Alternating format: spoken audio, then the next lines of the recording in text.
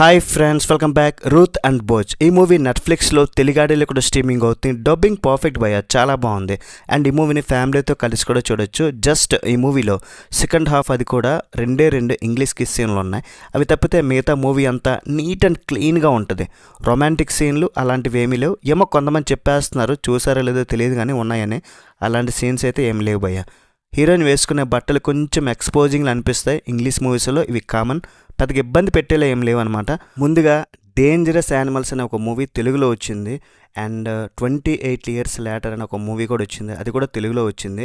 ఈ రెండు movie reviews కావాలని కొంతమంది అయితే అడుగుతున్నారు. మన ఛానల్ రెగ్యులర్గా ఫాలో అయ్యే వరకు తెలుసు. మన సెకండ్ ఛానల్ ఉంది ఇంకోటి, అందులో ఆ రెండు మూవీస్ పోస్ట్ చేసా రివ్యూస్. ఎందుకంటే అడల్ట్ కంటెంట్ ఉన్న మూవీస్ ఈ ఛానల్లో పోస్ట్ చేయకూడదని. మన స్పైసీ మూవీ టాక్స్ అందులోకి వెళ్ళి ఆ రెండు రివ్యూస్ మీరు చూడొచ్చు. ఆ ఛానల్కి కింద డిస్క్రిప్షన్లో కూడా ఇస్తా. అండ్ మీరు యూట్యూబ్లో సెట్ చేసిన చేస్తే అది మన ఛానలే, నా వాయిస్ విని కూడా మీరు గుర్తుపట్టవచ్చు. ఒకసారి ట్రై చేయండి. బైబిల్లో ఈ Ruth and Bhoj love story ఉందంట. అది నాకు తెలియదు కానీ దాన్నే రెఫరెన్స్ తీసుకొని ఒక మోడల్ లవ్ స్టోరీగా తీసుకొచ్చారు. మరి మూవీ చూసాక నాకేమనిపించిందంటే మాత్రం హాలీవుడ్ రేంజ్ అంటే ఏదో చాలా ఎక్కువ ఎక్స్పెక్ట్ చేస్తున్నా కానీ అనుకున్నంత రేంజ్లో లేదు మూవీ. నాకైతే ఒక జస్ట్ యావరేజ్ ఫిల్మ్ అనిపించింది అంతే. అలాగని మరీ పూర్తిగా తీసి పడేయాల్సిన ఫిల్మ్ అయితే కాదు. కానీ ఓకే పర్లేదు అన్నట్టు ఉంటుంది అనమాట. కొన్ని విషయాలు నచ్చాయి, కొన్ని విషయాలు నచ్చలేదు. అవేంటో క్లియర్గా చెప్తాను. ఇందులో మన హీరోయిన్ ఒక సింగర్, కానీ కొన్ని ప్రాబ్లమ్స్ వల్ల, ఒక సిచ్యువేషన్ వల్ల తన సింగింగ్ కెరియర్ని వదిలేసి ఎక్కడో ఒక విలేజ్లో కొత్తగా లైఫ్ స్టార్ట్ చేయాలనుకుంటుంది. తనకు ఓల్డ్ లేడీని కూడా జాగ్రత్తగా చూసుకుంటుంది. ఆమె ఇంట్లోనే ఉంటుంది. బతకడం కోసం పని చేయాలి. సో పని కోసం ఒక ద్రాక్ష తోటలో పని చేస్తూ ఉంటుంది. ఆ ద్రాక్ష తోట యజమానే మన హీరో కండలు తిరిగి ఉంటాడు. ఈ హీరోయిన్ని చూసి అట్రాక్ట్ అవుతాడు. మరి తర్వాత వీళ్ళిద్దరు లవ్ స్టోరీ ఏంటి? హీరోయిన్ని పడేస్తాడా లేదా? హీరోయిన్ అసలు ఏం బాధలో ఉంటుంది? తను కూడా కొత్త లైఫ్ స్టార్ట్ చేస్తుందా లేదా? ఏం జరుగుతుంది ఫైనల్గా అనేది చూడాలి. మూవీ స్టోరీ చాలా సింపుల్గా స్టార్ట్ అయ్యి అదే ప్రెడిక్టబుల్ వేలో వెళ్తూ అట్లానే సింపుల్గా ఎండ్ అయ్యింది. కాకపోతే ఈ రోమ్ కోమ్ ఫిలిమ్స్ అనగానే విపరీతమైన మసాలా సీన్లు, ముద్దులు, ముచ్చట్లు అలాంటివి ఎక్కువ లేకుండా నీట్ అండ్ క్లీన్గా ఉంటుంది. ఆ విషయం నచ్చింది.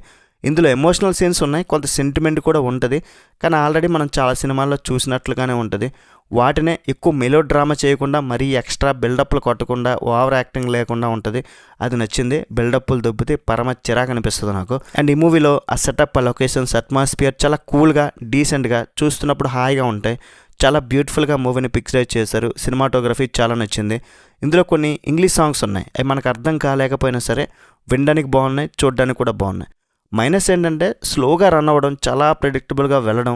అరే ఇంత ఈజీగానా అనిపించేలా మూవీ స్టోరీ ఉంటుంది. హీరోయిన్ కొన్ని చోట్ల నేను అది ఇది ఇన్ని బాధలు పడ్డా అది ఇది చెప్తుంది, కానీ అలాంటి సీన్స్ ఎక్కువ చూపించలే. హీరో క్యారెక్టర్ మాత్రం చాలా నచ్చింది.